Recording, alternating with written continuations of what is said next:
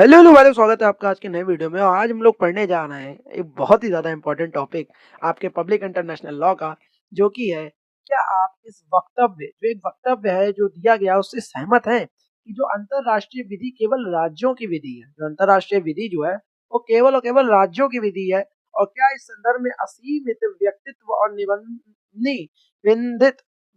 निबंधित जैसे व्यक्तित्व का कोई संबंध है कि नहीं है, ये हमें बताना है। ठीक है, ये एक तरीके से आपके एक तरीके से क्या कहते हैं उसे, व्यक्तित्व या वक्तव्य जो एक पर्टिकुलर दे दिया गया आपके चेतन की या चेतना की विचारधारा या आपके व्यू की पीओवी की विचारधारा को समझना चाहता है कि जो अंतर्राष्ट्रीय विधि केवल राज्यों की विधि है, वक्तव्य की में विवेचना करनी है। संक्षेप में इस वक्तव्य से सहमत नहीं है। ठीक है, अगर संक्षेप में बोले तो मैं इस वक्तव्य से जो हूँ सहमत नहीं हूँ।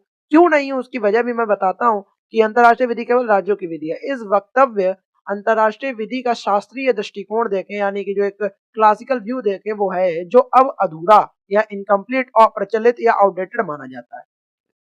अंतर्राष्ट्रीय विधि केवल राज्यों की विधि है, ये वक्तव्य एक क्लासिकल व्यू है, यानी कि शास्त्रीय दृष्टिकोण है, जो अब जो यानी कि प्रेजेंट टाइम में जो क्या माना जाता है, इनकम्प्लीट या अधूरा माना जाता है और प्रचलित भी माना जाता है, जिसे हम लोग आउटडेटेड भी कहते हैं।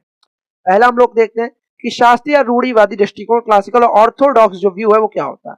19वीं और 20वीं सदी की शुरुआत तक यह दृष्टिकोण प्रभावित है। जब 19वीं सदी और जो 20वीं सदी की शुरुआत थी, उस समय तक तो यह दृष्टिकोण प्रभावी था। धारणा यह थी कि इस दृष्टिकोण के समर्थक कौन कौन से थे, जैसे ओपन हाइम ओपन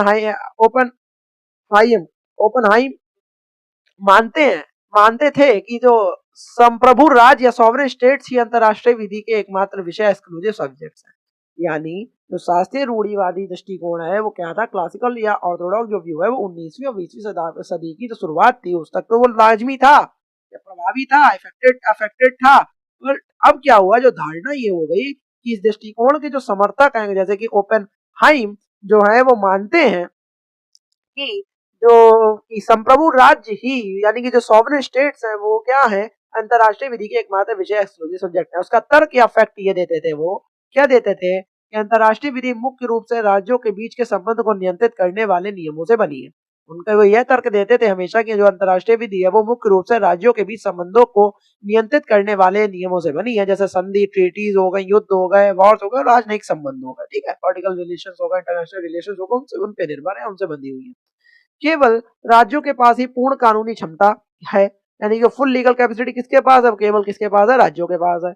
जैसे कि संधियां करने, अंतर्राष्ट्रीय न्यायालयों में दावा करने और अपने दायित्वों को लागू करने की क्षमता, ये सब क्या है, केवल राज्यों के पास है। फिर तीसरा क्या कह रहा है कि व्यक्ति जो पर्सन होगा, जो अंतर्राष्ट्रीय संगठन होगा, यानी कि जो इंटरनेशनल पूरे संगठन के पास जो भी अधिकार या दायित्व है या जो भी चीजें और जो दायित्व है वे राज्यों द्वारा सौंपे गए या संधियों द्वारा बनाए गए। वो क्या हुआ है, राज्यों द्वारा सौंपे गए या संधियों के द्वारा बनाए गए। आधुनिक दृष्टिकोण देखें, मॉडर्न व्यू देखें, वो क्या कह रहा है, आज यह दृष्टिकोण व्यापक रूप से स्वीकार किया जाता है। आज यह दृष्टिकोण क्या करा जाता है, व्यापक रूप से स्वीकार किया जाता है कि अंतर्राष्ट्रीय विधि में राज्य ही एकमात्र विषय नहीं है।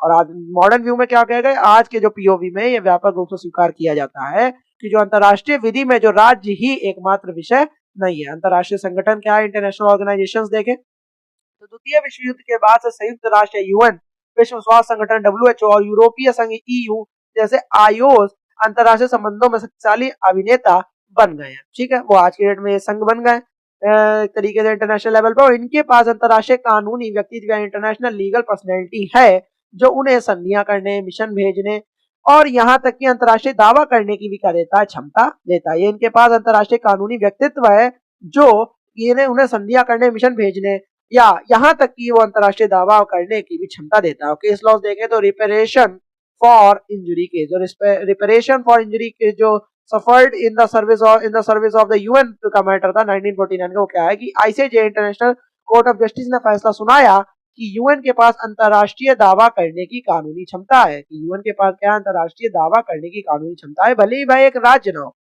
उन्होंने मतलब कि आईसीजे ने, इंटरनेशनल कोर्ट ऑफ जस्टिस ने फैसला सुनाया था कि यूएन संघ है, यूनाइटेड ने जो एक संघ दे दिया गया है कि जो उसके पास क्या है, इंटरनेशनल लेवल का दावा करने में कानूनी क्षमता है, उसके पास लीगल अथॉरिटी है, लीगल पर्सनैलिटी वो है खुद, तो वो कर सकता है, दावा करने के लिए सक्षम है, भले ही भाई एक सॉवरेन कंट्री या स्टेट या जो भी आप कहें राज्य ना हो। न्यायालय ने स्पष्ट रूप से कहा कि अंतर्राष्ट्रीय विधि के विषयों में राज्य ही एकमात्र इकाई नहीं है, और ये न्यायालय ने आज जो कोर्ट है उसने साफ तरीके से कह दिया जो इंटरनेशनल जो एक लॉ है उसके विषयों में राज्य ही एकमात्र कोई इकाई नहीं है, हर कई लेवल पे इंटरनेशनल लॉ इफेक्टेड या अफेक्टेड होता है। ठीक है, व्यक्ति या इंडिविजुअल रूप से देखें तो व्यक्तियों को अंतर्राष्ट्रीय विधि के तहत सीधे अधिकार और दायित्व प्राप्त होते हैं। ठीक है, अधिकार कौन कौन से हैं? अंतर्राष्ट्रीय मानवाधिकार कानून जिसे इंटरनेशनल ह्यूमन राइट्स लॉ कहते हैं व्यक्तियों को सीधे राज्य के खिलाफ अधिकार देता है, जैसे ICCPR, ICESCR, ये सब क्या है पर्टिकुलर जो ह्यूमन राइट्स है जो व्यक्ति को सीधे राज्य के खिलाफ वो देता है। ठीक है, दायित्व क्या होता है कि अंतर्राष्ट्रीय आपराधिक विधि जो इंटरनेशनल क्रिमिनल लॉ है व्यक्तियों पर सीधा दायित्व डालता है, जैसे नरसंहार हो गया, युद्ध अपराध अगर करते हो तो सीधा प्रभाव डालता है। अंतर्राष्ट्रीय आपराधिक न्यायालय ICC व्यक्तियों पर सीधे मुकदमा चला सकता है, और जो ICC है या इंटरनेशनल जो क्रिमिनल जो कोर्ट है यानी कि वो क्या कर सकती है व्यक्तियों पर सीधे मुकदमा चला सकता है अगर वो किसी प्रकार के जीनोसाइड में या किसी भी प्रकार के ये युद्ध अपराध में या किसी भी प्रकार की एक ऐसी एक्टिविटी में पाए जाते हैं जो इंटरनेशनल लेवल पे प्रभाव डाल रही है, तो वह उस पर सीधे मुकदमा चला सकते हैं पर्टिकुलर इंडिविजुअली रूप से।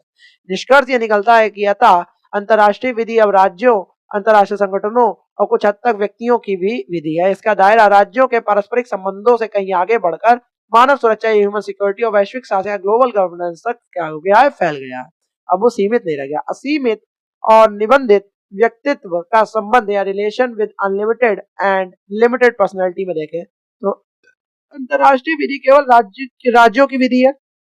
वक्तव्य का संबंध अंतर्राष्ट्रीय विधि के विषयों के कानूनी व्यक्तित्व की सीमा या एक्सटेंट ऑफ लीगल पर्सनैलिटी से। तो अंतर्राष्ट्रीय विधि केवल राज्यों की विधि है, जो वक्तव्य है उसका संबंध जो है वो क्या है, अंतर्राष्ट्रीय विधि के विषयों के कानूनी व्यक्तित्व की सीमा, जो व्यक्तित्व की सीमा है उस तक उससे है।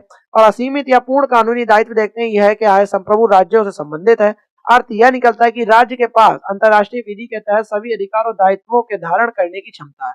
उनकी क्षमता किसी अन्य इकाई द्वारा व्युत्पन्न या डिराइव्ड नहीं है, बल्कि अंतर्राष्ट्रीय कानून के तहत अंतर्निहित या इनहेरेंट। ठीक है, परिणाम ये देख लेते हैं, परिणाम ये आते हैं कि राज्य संधियां करने, राजनयिक संबंध स्थापित करने, अंतर्राष्ट्रीय अदालतों में मुकदमा करने, चलाने और युद्ध के कानून लागू करने के लिए मूल रूप से वो क्या है, सक्षम है। उनकी कानूनी क्षमता संप्रभुता या सॉवरेंटी से उत्पन्न होती है।